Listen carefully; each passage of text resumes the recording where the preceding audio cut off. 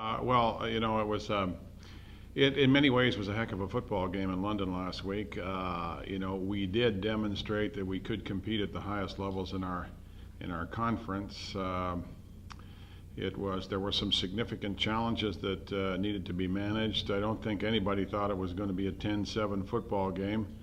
Our guys had to deal with the reality of playing against a team that can score. That was the first time that all season that our defense, struggled at times to take control of the football game. I don't think they played badly necessarily because that team has been able to move the football against everybody, but they certainly are a challenging group. Our guys slowed them down enough. I thought that the two missed opportunities inside the 10 cost us 14. The pick six was devastating. I thought that the first fumble on the opening series of the game after we had marched 100 yards in answer to their drive was it was not necessarily a momentum swing, but certainly an emotional swing. I thought being able to punch the ball in there, sort of match them punch for punch, would have been a great thing. We kind of played from behind, from that moment on, I thought. Demonstrated some good ability to move the ball, some big plays, some explosion plays. I thought that Zed's punt block was a terrific play in a ball game. Breathed some life into us. Shortly thereafter, we got a sack. And then of course we had the big explosion play to Heslop where he ran down the sideline, judged to be out of bounds at around the 5-yard line. Anyway, a tremendous play, great speed, great athleticism. My decision not to go for the field goal at that point was I just sort of felt that this was a time to punch it in. We had a pretty foolproof play called so that I thought, and unfortunately we just didn't quite execute it as nicely as I would have liked to see. But from then on, they kind of took over the ball game and we were playing from behind. So we can compete at that level. We're just going to have to play better. Going to have to finish. Our kids showed a lot of grit. There were some adverse conditions there. And they handled that part pretty well. I think you need to get into a few good 15-rounders before it's over so that you can prepare yourself for the big games that are going to occur down the stretch. So it was a good outing. It could have been better. We learned we're a better football team because of it, and it's some lessons learned moving forward.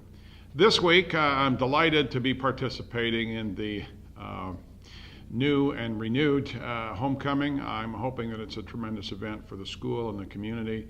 I think the principal's message went out today, and I thought it was very well stated and bang on. That we should, as an academic community, we should be able to come together and celebrate and really not have any adverse consequences. When you talk about a community of 18 or 19,000 students and 5,000 employees and all of the people that this university touches in the community, it's a considerable gathering of people that are involved this weekend, and I'm just hoping that cooler heads will prevail and we'll be here to celebrate all the good things about our community, and that common sense will take over at times when it has to. So looking forward to a great event, looking forward to a great game.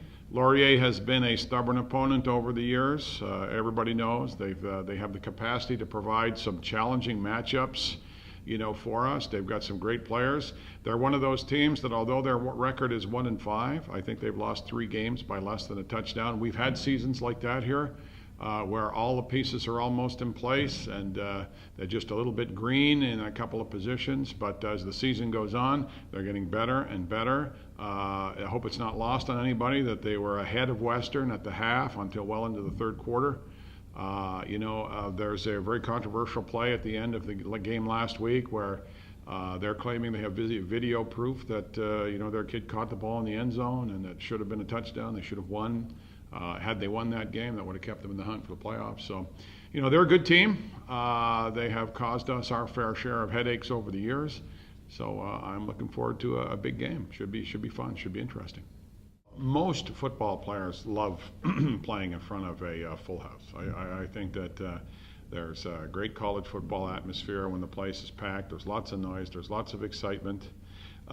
No question that there's a heightened level of competitive anxiety and pressure, but I think that most competitive athletes enjoy those conditions. They would much prefer it that way than to hear the echoes bouncing off the seats. You know what I'm saying? So what you're saying is true. I mean, there is going to be a buzz in the stadium.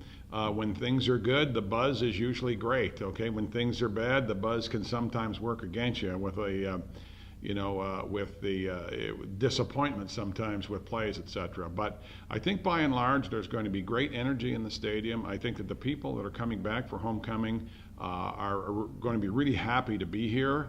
I think the football game has always been a big part of the homecoming celebration. Our kids are excited about it. They're delighted to be participating in this event. Again, we've talked all week about the fact that we have a generation of Queen's students that have not experienced homecoming. We have a generation of Queen's football players who have not experienced a homecoming game either. So, it's a special day. We're going to introduce the seniors. We've got the 78 team back. We do have a quality opponent. Okay, this game is closer than anybody realizes, based on who they are, and so it should be a good game. And our kids will respond. I'm quite confident in that. Well, Ryan's had a prolific career. He came here from Edmonton. I recall when we recruited him, his dad came out with him, looked around. He had an offer to go and play football and run track at the University of Alberta. It would have been right down the street for him. And, a lot of his peers and the athletes that he had grown up with were doing that. So this was kind of a radical move somewhat for him to come from Edmonton out here. It was interesting. I taught a young man when I was an elementary school phys ed teacher in Montreal. He was one of my students, and he ended up teaching Ryan Granberg. So we made an interesting connection there.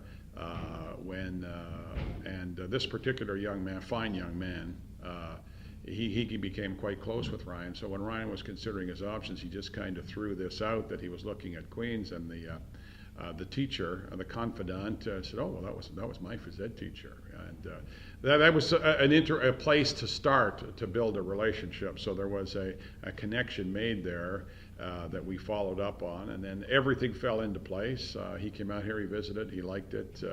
Ryan's sister was also a fantastic athlete. She was a soccer scholarship player at Ohio State. And then his younger sister is also a terrific athlete. She's a provincial volleyball player in Alberta. So very good athletic genes there. I'm happy to see Ryan achieve this. He's had, I think he's faced all of the situations that a collegiate athlete faces. I mean, he's had great times. He's had moments of despair. He's had injuries. And now what he's doing, he's emerging now at the right time in our season to really lead us into the playoffs, which is great.